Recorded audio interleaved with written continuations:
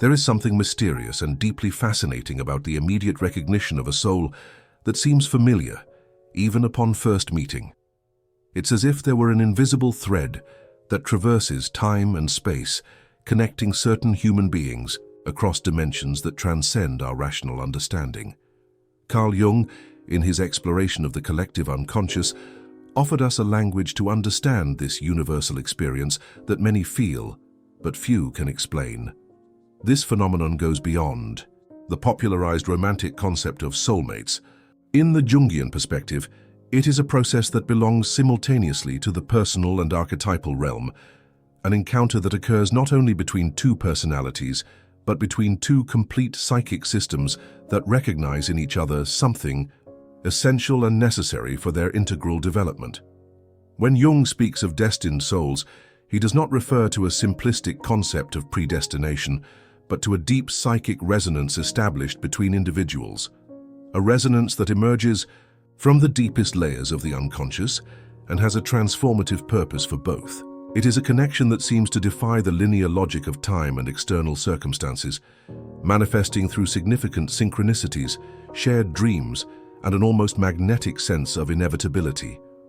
What makes these connections so extraordinary is not only their emotional intensity, but their ability to catalyze profound processes of individuation, the Jungian path of psychic integration and self-knowledge. These relationships are not sought for convenience or comfort. They emerge as calls from the soul, summoning us to a deeper level of authenticity and consciousness. In this exploratory journey, we will delve into the Jungian understanding of these predestined soul connections, examining why, even in the face of the greatest adversities and separations, these souls always seem to find paths back to each other, not through mere ego stubbornness, but through a deeper psychic imperative that seeks completeness and integration. The first encounter between destined souls is rarely a casual event. Jung would observe that this initial recognition possesses a numinous quality, an experience of enchantment that transcends simple attraction or compatibility.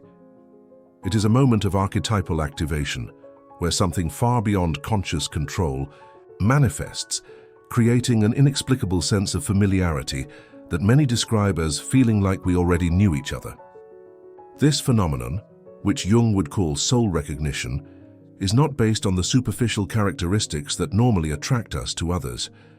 It is an encounter that occurs primarily at the unconscious level, even before the conscious mind can process or understand its magnitude. It's as if two psychic constellations enter into alignment, recognizing complementary patterns in each other. In Jungian terms, we can understand this as a resonance between the components of the psyche, anima and animus, the archetypal feminine, and masculine aspects within each person, shadow, repressed aspects of personality, persona, the social mask, and more deeply, the self, the organizing center of the total psyche. This recognition is rarely symmetrical. Each person may experience the connection in distinct ways, but both feel its undeniable uniqueness. What makes this recognition so powerful is that it doesn't happen only between the social personas, the masks we present to the world, but between deeper and often unrealized aspects of ourselves.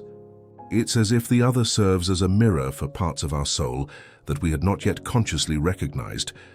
Jung would describe this as an initial positive projection we see in the other elements of our own unrealized potential. This recognition manifests in subtle but unmistakable ways, significant synchronicities surrounding the encounter, dreams announcing the arrival of this person even before meeting them, and a sense of coming home in the presence of the other, as if a long period of exile had finally ended. The experience transcends mere romantic feeling. It is an existential awakening that reorganizes our perception of ourselves and the world. In the Jungian understanding, the encounter between destined souls is never accidental or arbitrary. It serves an essential purpose in the psychic development of both individuals.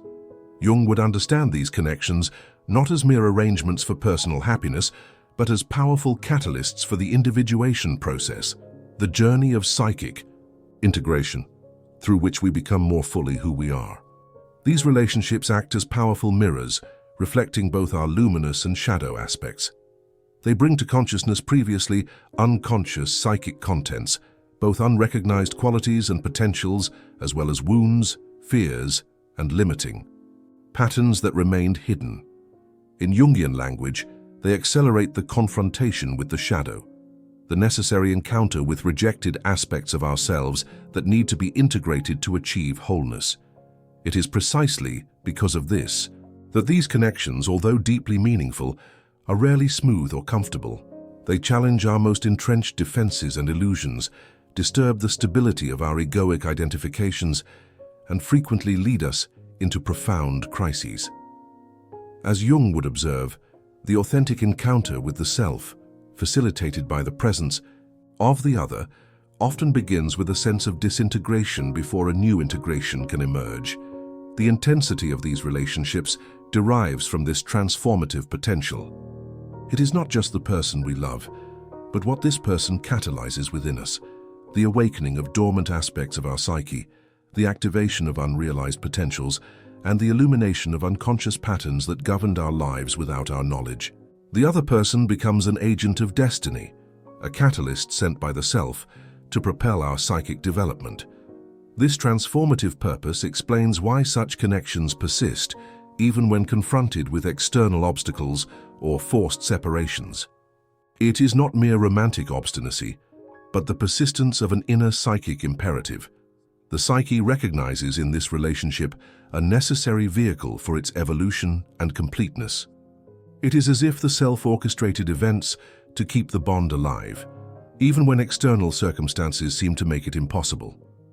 One of the most fascinating aspects of connections between destined souls is the constant presence of what Jung called synchronicity, meaningful coincidences that cannot be explained by the laws of causality. These synchronicities are not random events, but manifestations of a causal ordering principle in the universe, revealing the interconnection between psyche and matter, between inner and outer worlds.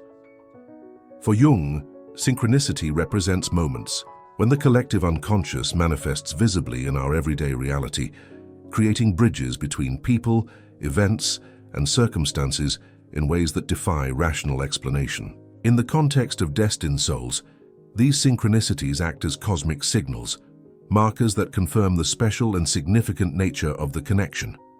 These synchronistic manifestations frequently surround both the first encounter and the reunions between destined souls. Unlikely circumstances that lead two people to meet, recurring numerical patterns, symbols, or images that appear to both. Coincidences of time and space that seem choreographed by a superior intelligence. Even premonitory dreams that announce the arrival or return of the other. Jung would understand these synchronicities as expressions of the unius mundus, the underlying unitary reality that connects all beings and events.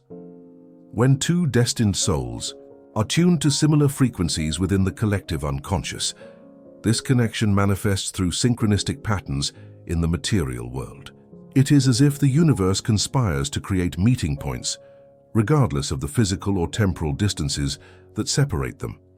Particularly notable is how these synchronicities often intensify during periods of separation and before reunions, as if an invisible intelligence were preparing the ground for reconnection.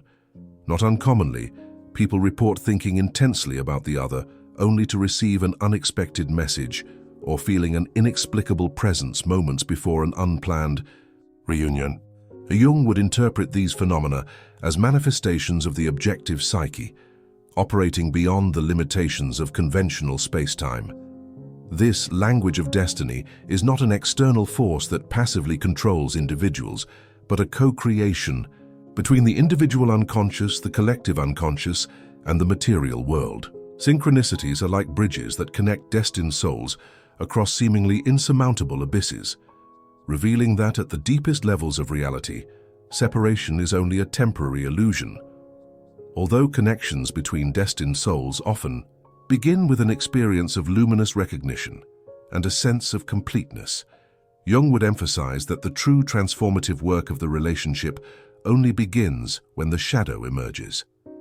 The shadow, constituted by all aspects of ourselves that we repress, deny, or do not recognize, invariably manifests in the most significant relationships, especially those with transformative potential.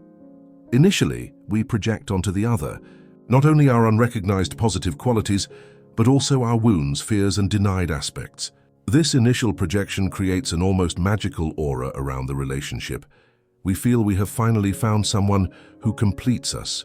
However, Jung would observe that this projected completeness is not sustainable. Eventually, the complex, human reality of the other emerges, as does our own shadow. It is at this point that many relationships between destined souls face their first major crisis. The disillusionment can be devastating when the idealized image we have constructed begins to crumble. The other, who previously seemed to be the answer to everything, now seems to awaken our worst fears and insecurities. Jung would call this the withdrawal of projections, a painful but necessary process for the relationship to evolve from a connection based on projections to a true relationship between two complete individuals. Paradoxically, it is precisely this confrontation with the shadow that gives connections between destined souls their extraordinary transformative potential.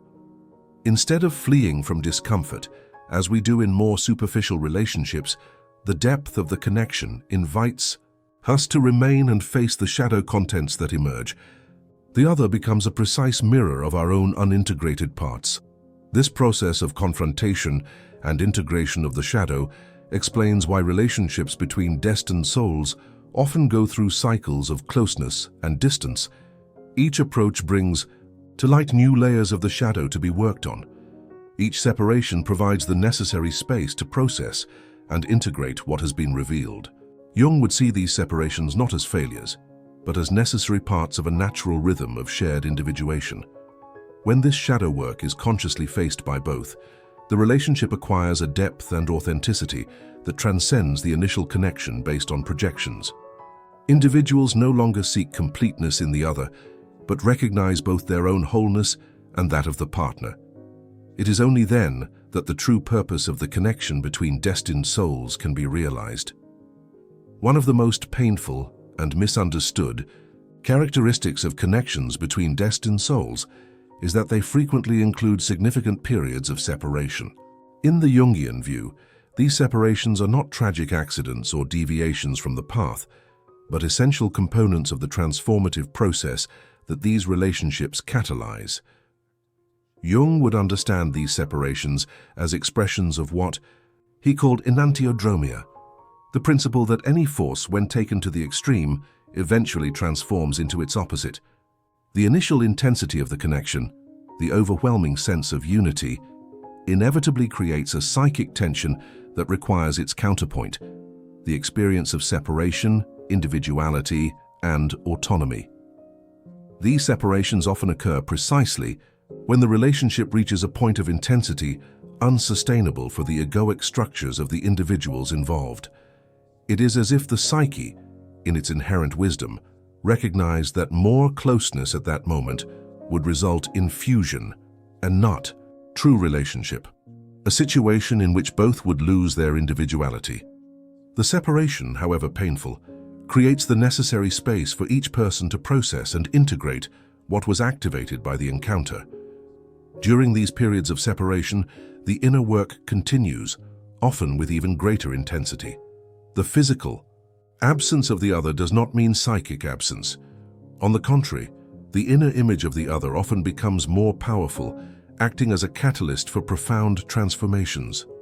Dreams, intuitions, and synchronicities keep the connection alive at a non-material level, while each individual integrates the lessons and transformations initiated by the encounter.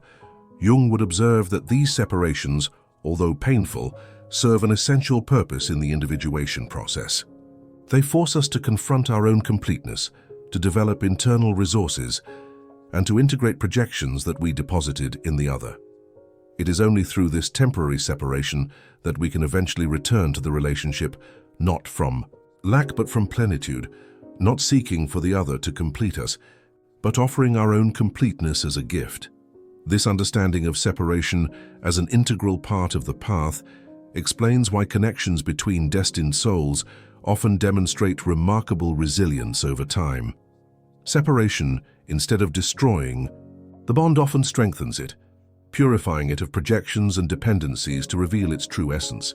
It is as if the relationship breathes, alternating between closeness and distance, each cycle deepening the connection and elevating it to new levels of consciousness and authenticity. Beyond personal experience, Jung would understand the connection between destined souls as the manifestation of a universal archetypal pattern, the archetype of eternal love that transcends time, space, and even death. This archetype appears in virtually all cultures and historical times, from ancient legends to fairy tales, from lyric poetry to great. When two people experience a connection that seems destined, they are not just living a personal experience, but embodying an archetypal pattern that exists in the collective unconscious. This is why these relationships often assume a mythical,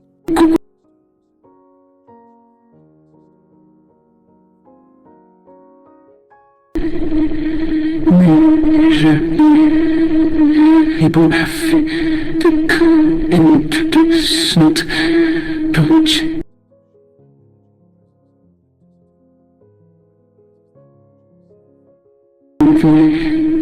Those involved feel they are participating in something greater than themselves, a story that was already written in the stars. This archetype of eternal love is not just about romance or emotional fulfillment. It is a powerful symbol of the human quest for wholeness and transcendence of ego limitations. Jung would observe that this archetype is intimately linked to what he called the conjunctio oppositorum, the union of opposites that represents the final goal of the individuation process. At the deepest level, the yearning for the destined soul reflects the psyche's yearning for the integration of its divided components. The archetypal dimension explains why these connections often carry a sense of inevitability and destiny. It is not just a personal preference or a conscious choice, but the activation of a primordial pattern that operates with an almost gravitational force. When this archetype is constellated between two people, they come under its influence, often making decisions and choices that seem irrational from the ego's point of view, but that serve the greater purpose of the connection. At the same time, Jung would warn against being possessed by the archetype, losing oneself completely in its energy without maintaining individual consciousness. The challenge is not to be dominated by the archetype of eternal love, but to relate consciously to it, integrating its transformative energy into concrete life. When we become conscious that we are living an archetypal pattern, we gain the ability to participate in it more fully, without being merely dragged by its currents. This awareness of the archetypal dimension also helps explain the persistence of these connections even in the face of the greatest adversities. The archetype carries an energy and purpose that transcends external circumstances, operating at a deeper level of reality. When two souls are connected at this archetypal level, no external circumstance, distance, time, social opposition, or even relationships with other people can permanently break the connection. In the Jungian understanding, dreams are not mere byproducts of brain activity, but significant messages from the unconscious, a form of communication between different levels of the psyche. In the context of connections between destined souls, dreams often assume an extraordinary role as bridges that transcend space-time barriers, keeping communication alive even during periods of physical separation. Jung would observe that people, connected at a deep level, often report significant dreams about each other, sometimes simultaneously or with complementary themes. These dreams are not coincidences, but expressions of what Jung would call the transpersonal unconscious, a shared field of psychic experience that transcends individual boundaries. Particularly notable are dreams that precede significant meetings or reunions. Not uncommonly, people report having dreamed of an individual even before physically meeting them, as if the psyche were preparing the way for the encounter in the material plane. Similarly, intense dreams about the other often precede unexpected reunions after long periods of separation, suggesting that reconnection was already occurring at more subtle levels of reality.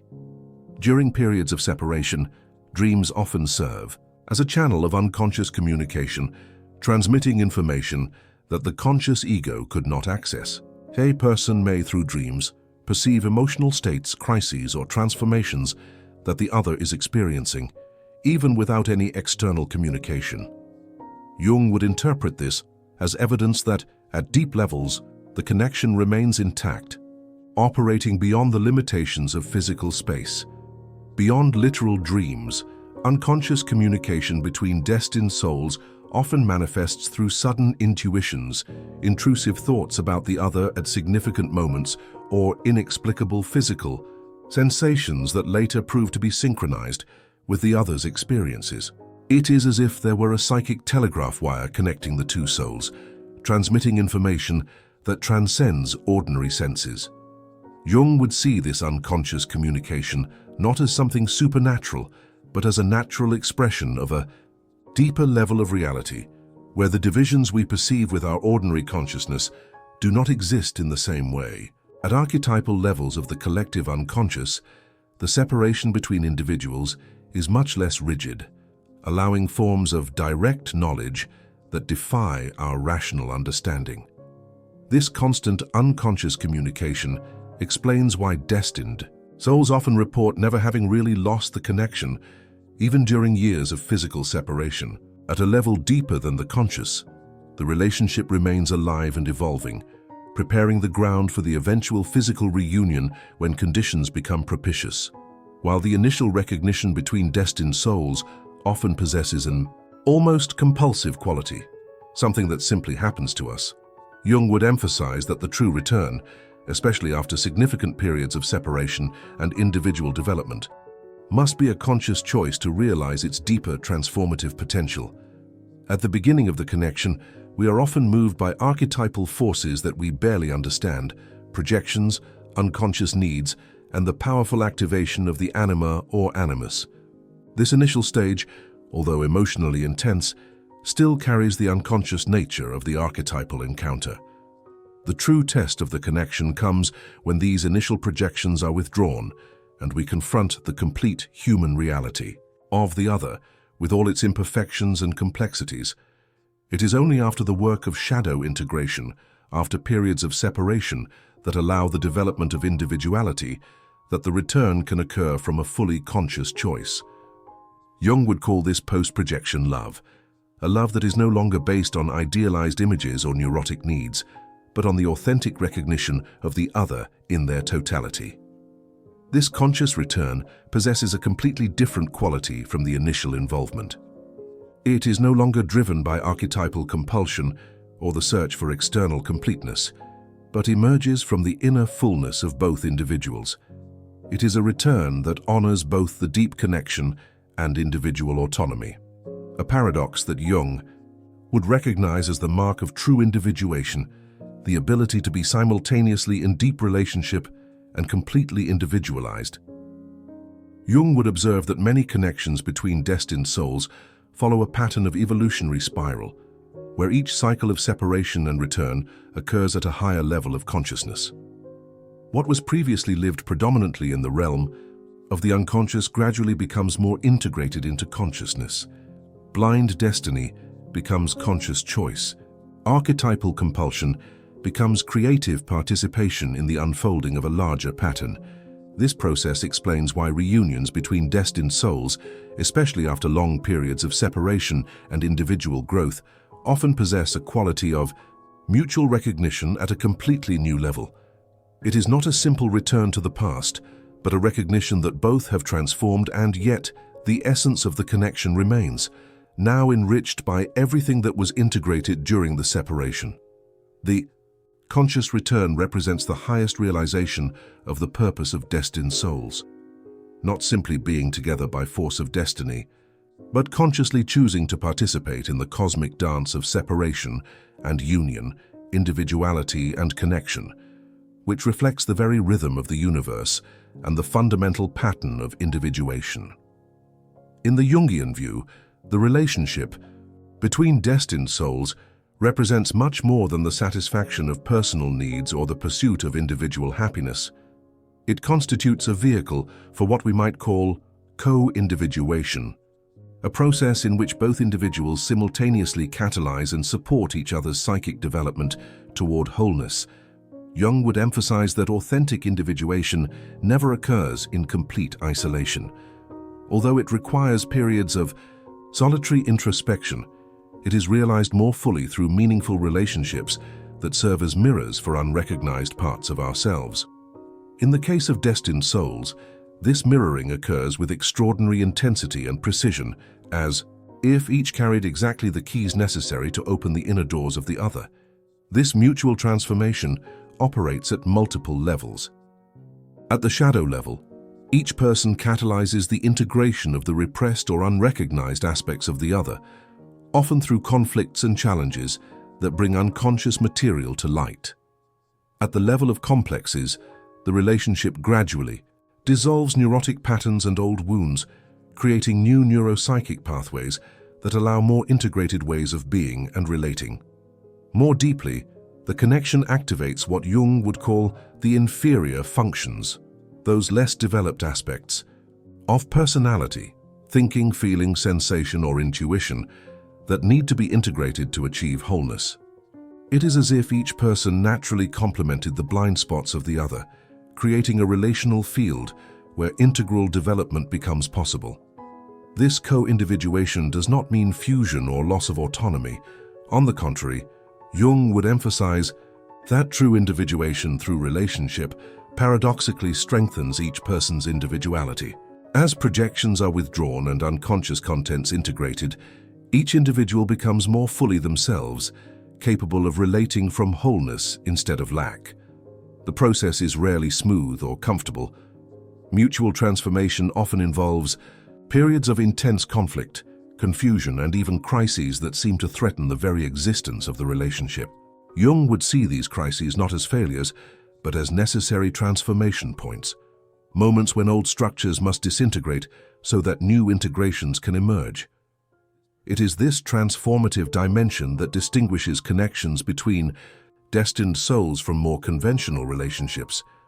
While many relationships are built to maximize comfort and minimize challenges, the connection between destined souls seems deliberately to catalyze exactly the challenges that each person needs to face for their psychic evolution. It is as if the very nature of the connection were guided by a higher intelligence that knows precisely which wounds need to be healed and which potentials ask to be realized. One of the most intriguing patterns observed in connections between destined souls is their cyclical nature, the tendency to manifest through repeated cycles of union, separation, and reunion. Jung would understand this pattern not as accident or failure, but as an expression of a natural and necessary rhythm that reflects the very movement of the psyche on its path to integration. This cyclical movement mirrors what Jung identified in many psychic processes, a spiral pattern of evolution where each return occurs at a higher level of consciousness and integration. It is not a closed circle of repetition, but an ascending spiral where each cycle incorporates and transcends the lessons of the previous ones. In the initial stages, these cycles often follow an unconscious pattern driven primarily by projections, unresolved complexes, and the archetypal activation that makes separation and return almost compulsive. People feel dragged by forces they barely understand, with little conscious control over the dynamics of the relationship. As the work of individuation progresses, the cycles gradually become more conscious.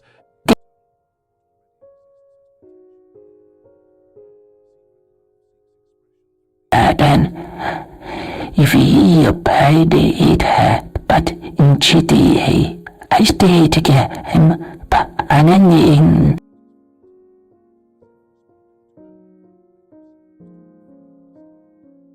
Jung wounded. Observe that these cycles often correspond to distinct stages of the alchemical work he used as a metaphor for the individuation process. The nigredo, black work, of confrontation with the shadow, the albedo, white work, of purification and inner illumination, and the rubedo, red work, of integration and incarnation. Each cycle of separation and return potentially moves the relationship through these transformative stages. This cyclical nature explains why destined souls often report multiple periods of separation and reunion throughout their lives, sometimes extending over decades. Each separation serves a specific purpose in the development of both, and each return occurs when the particular lesson of that cycle has been sufficiently integrated to allow a new level of relationship. As this process advances, the cycles themselves often change in nature. Periods of separation can become less traumatic and more intentional. Reunions can occur with greater consciousness and fewer idealized expectations. Eventually, in its most mature expression, the relationship can achieve a dynamic balance where separation and union harmoniously coexist, the capacity to be simultaneously connected and autonomous, together and individually complete. As we contemplate the journey of destined souls through the Jungian lens, a deeper understanding of this universal human experience emerges. The return between destined souls is not mere coincidence or romantic obstinacy, but the manifestation of a fundamental archetypal pattern that serves the purpose of psychic evolution. These connections teach us that true love transcends linear time and external circumstances, operating at a deeper level of reality, where separation is only a temporary illusion. The cycles of union, separation, and reunion are not failures, but the very rhythm through which transformation occurs, each return bringing greater consciousness, authenticity, and integration.